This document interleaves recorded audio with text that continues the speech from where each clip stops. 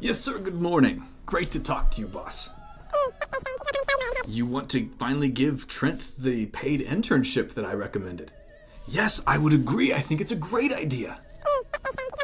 Yes, I think the idea of Trent paying us to be part of our internship is a great idea. I do know that he probably won't take it very well, though, so I'm gonna need to go hype myself up the way that I always hype myself up. Well, yes, sir, when I need to have a hard conversation with someone, I play Mythic Plus on World of Warcraft. It really enrages me and makes me mad, and sometimes when I'm yelling at the interns, I call them healer instead of their name, but it works. Oh, yes, sir, I use MMO group content for all of my moods. Yes, sir, I play Lord of the Rings Online to become contemplative. I play Star Wars The Old Republic to have a good time and be chill and enjoy some good lore. If I need to be really focused, laser focused in, I play some Elder Scrolls Online. What kind of mood do I feel like when I'm playing Final Fantasy? Ooh. I don't play that game.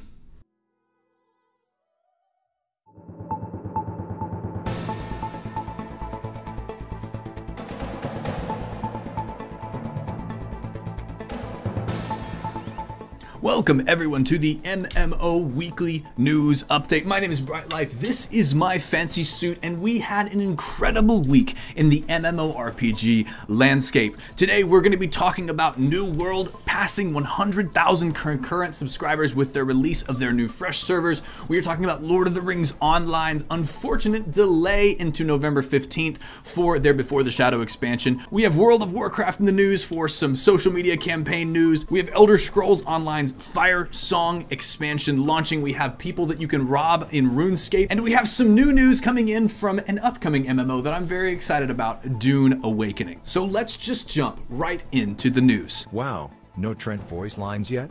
Give the people what they want, Bright Life. Now, first up in the news, New World hits 119,000 concurrent players with its Fresh Start server rollout this last week, and what a great week it has been for New World players. I've always thought that New World must be one of the greatest potential MMORPGs, but until it had some meat on its bones, probably wouldn't be. But it seems like it's paid off for New World to finally get some meat on the bones for this game. And in fact, Amazon had to add 33 new servers in order to actually take care of its player base. Now, with New World's massive rise to popularity brings 77 current servers online now, although of course we can probably expect those to at some point squish back down to its original state. But being a game that started with 22,000 players in June at its low point, all the way now up to 119,000 players playing this new player experience, it must be a good time to be New World. The scale of this game is of course something for Amazon to be excited about. You'll recall that the game's original launch had over 900,000 players playing, but it dipped very quickly down to 22,000. Brimstone Sands brought it back up to 69,000. Nice. But 119,000 concurrent players is now the peak, and I think it showcases the excitement that people have around Fresh Start servers. There is something about actually being able to start fresh with friends. I myself did not roll in a Fresh Start server, but it sounds like a lot of fun. So let me know in the comments below, did you roll a Fresh Start server with New World? Have you been enjoying the experience? Have you played it before? Will you play it now? But that's not the only New World news, because maybe for some of you, you didn't buy the game in original, but maybe you'd like to now. Now is actually the time to do that, because with New World's new servers actually comes a brand new discount for the game as well. Amazon has put the game on sale for 50% off to entice more folks into the freshly revamped Eternum. The sale, which brings its base version down to $19.99 and its deluxe to $24.99, is on now through November 8th at 10 a.m. Pacific Standard Time. With the sale and these clean slate servers opening up, Amazon has also published a brand new player guide with tips for starting your journey in Eternum, as well as highlighting the revamped starting experience that came with the recent Brimstone Sands update. The whole entire overhaul has been grounded in community feedback, and it's just an amazing thing, and it further solidifies why I think that Amazon is one of the most ethical and wonderful companies in the world to work for.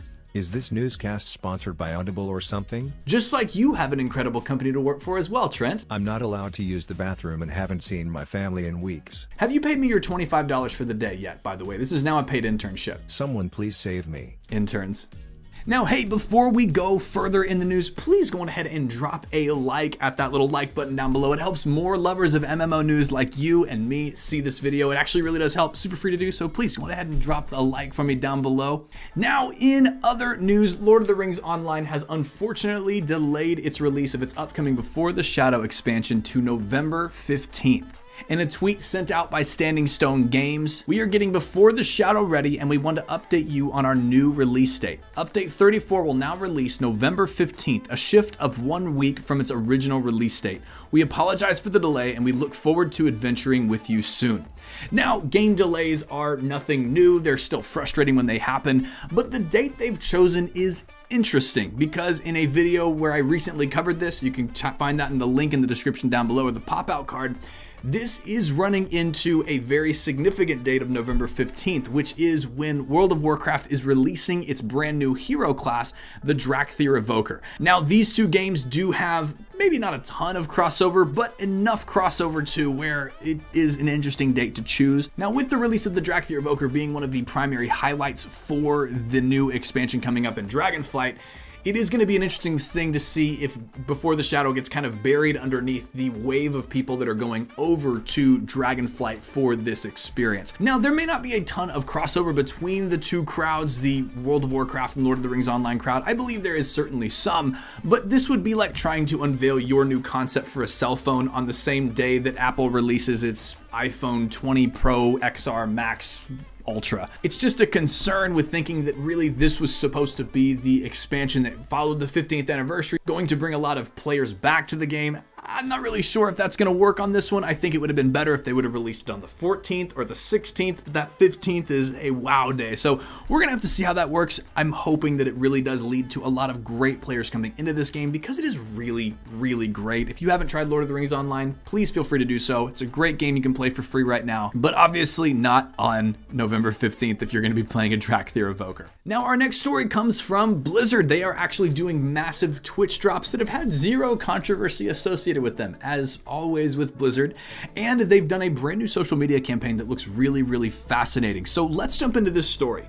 Now, there are going to be Twitch drops that are going to be rolling out over a steady period of weeks up until the release of Dragonflight, starting on November 15th with the release of the Drakthir Evoker. The first event will be a 3-day long event from November 15th to 18th, where you're going to be able to get a new pet, the Dragon Kite, if you watch at least 4 hours of Dragonflight content. The second event will reward you with the Fell Drake mount, and thankfully, this didn't cause any controversy whatsoever. Nobody was mad that this Drake mount looks like one of like the vanilla or BC mounts.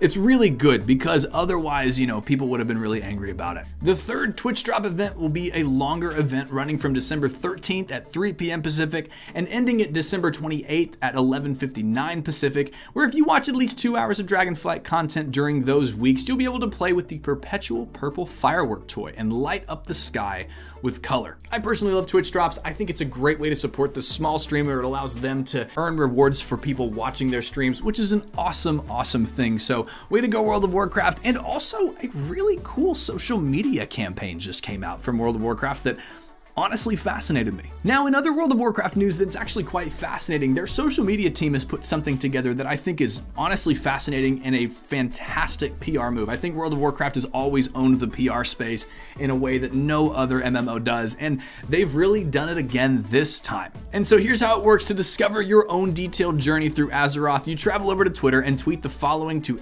@Warcraft using the hashtag Warcraft story. Hashtag your character name, the realm your character adventures on, and the region you play in, like the US or EU. They gather all the information and craft a random adventure based on your heroic and maybe not so heroic efforts throughout Azeroth for you to share. You can tweet the @Warcraft account for the same above level 10 main game character multiple times to get different stories. Whether you use one character or your alts, you can do this up to 20 times per day per account, which is a really cool thing. It's a great way on their end to get hashtag Warcraft story trending. It allows you to feel connected with your character, maybe even when you're not playing the game, which is a cool thing. And I think this is a great move. Way to go, Blizzard.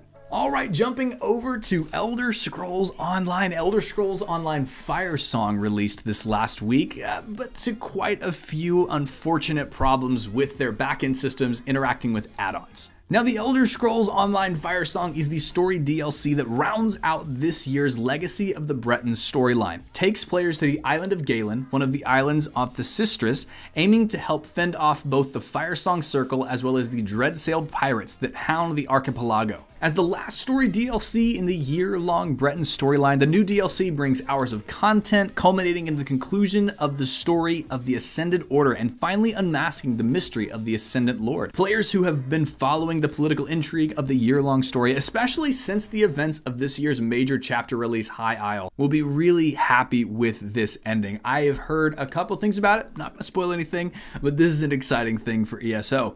However, the game hasn't really launched to great success, unfortunately. While a lot of people have been excited to play the Firesong DLC, there have been reported frequent crashes to desktops based on add-ons and library add-ons that people have added into their game. And of course, this is a frustrating thing because what ESO is saying to do is, hey, if you don't want your game to crash, if you want to play, you're gonna have to turn your add-ons and libraries completely off. This is a hard thing for me because if you're like me, when you tried to use ESO add-ons, it's a lot of finagling. You have to really go in and install your libraries, you have to install your add-ons, move them all over your screen, figure it all out, and it can be a little bit of a bear. So having to turn all of those off, update those, and then reinstall those, it's gonna be a long process, especially for players that love the minimap. They like their UI to look different. They've got some of the timers and countdowns, the sky shards, all of the things that they have. It's gonna be a lot of work for those folks, so I can imagine this would be a little bit frustrating for people. And yes, before you ask, I am of high intelligence. I took a Google IQ test. It was 8 questions long and I got a 140 on the IQ scale. And so yes, I am a highly intelligent person. And my trouble with add-ons in ESO had nothing to do with the fact that I may be stupid. This man needs directions to find his way out of the studio each day. That's cap. What does cap mean? It means your mom might have dropped you on your head as a baby. All right, now let's jump over to the world of RuneScape, which RuneScape introduced the Gardens of Kareed, which is a brand new little mini update for people that love their skilling in RuneScape. And this is a pretty cool one for me because I love free content drops like this, and RuneScape has a special place in my heart. It was my first MMO, and so it's super, super exciting. From November 7th, visitors to the Caridian Desert will be greeted with an unusual sight, a small encampment of druids who appear to be investigating a garden. It seems that since the defeat of the elder god, Gielinor has been healing. The Garden of Kareed has sprouted overnight, and druids, politics, and sidekicks need your help to find out why.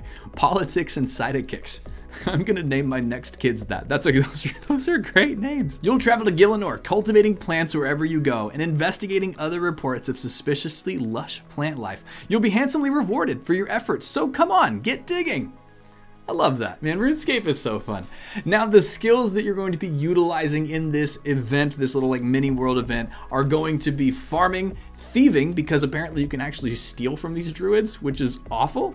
You're making me pay you $25 a day to work here. I'm giving you work experience. I didn't realize that work experience would involve the game Pin the Tail on the Trent that we played at the office party last Friday. And rune crafting, along with some great rewards that go along with this, as well as some quality of life changes. So good on your RuneScape. Hey, for my RuneScape fans out there, do you love this game? Like, I personally love this game. I haven't played it in a while, but I love that you can play it on mobile. It's a great game to play. So let me know in the comments below if you play RuneScape. It's a great game. All right, and then last but not least, one of my most anticipated upcoming MMORPGs is Doom. Doom. Give me a Doom MMO, dude. Just a bunch of freaking like metalheads running around with guns. That'd be awesome.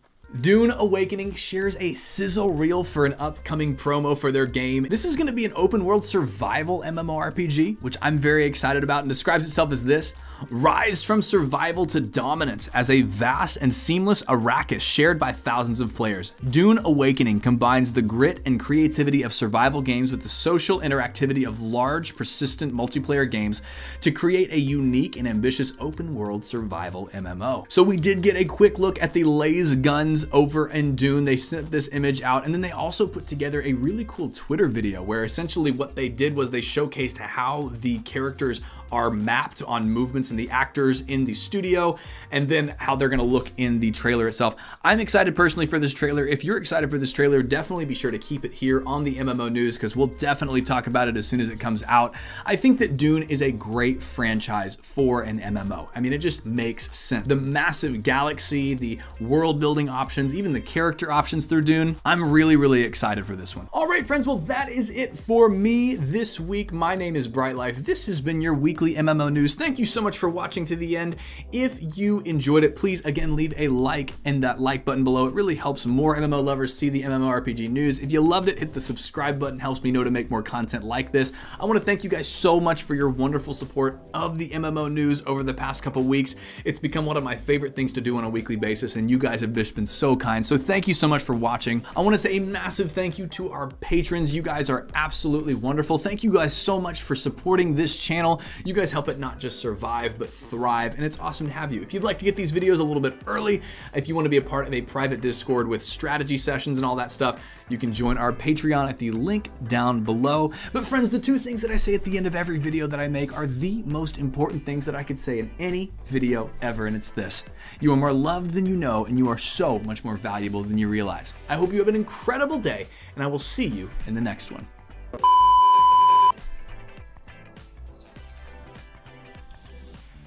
Ooh. I don't want to make videos anymore. Hey, thank you so much for watching. I hope that you enjoyed it.